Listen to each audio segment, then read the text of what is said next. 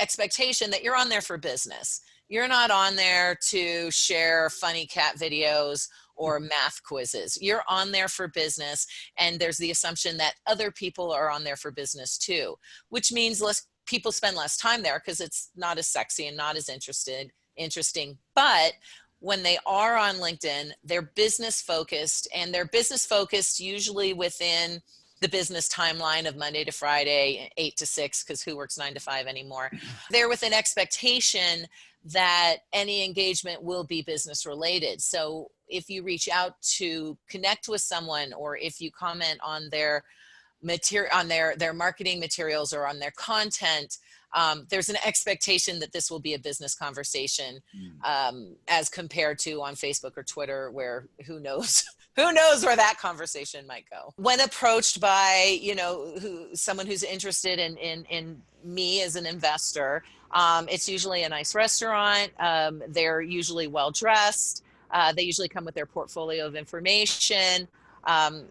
They usually pay. And as a potential investor, I know, well, there's three hours of my life that I'll never get back, which if it's a good investment is no problem. But if it's not a good investment, if it seems shady in any way, then that's 3 hours of my life I'm never going to get back. On LinkedIn, similarly, you want to create a strong brand, which is like how you get dressed and go to that restaurant, and the restaurant you choose, right? You're not going to go, well, some of you might, but I'm going to make the assumption that you're not going to go to this lunch with investors in ripped jeans and a hoodie. You're going to look your part. And so on LinkedIn, 62% of B2B buyers are going to review your profile before they ever make a decision.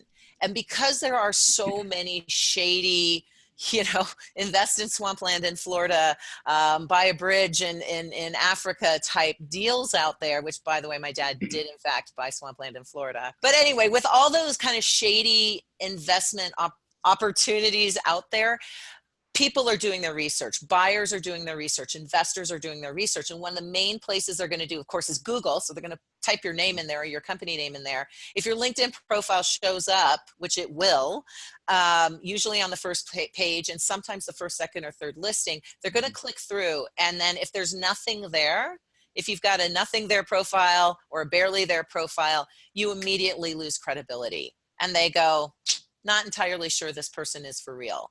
So the first thing that you need to make sure is that you're wearing the right clothes, right? That you have the best possible profile for your investors to review.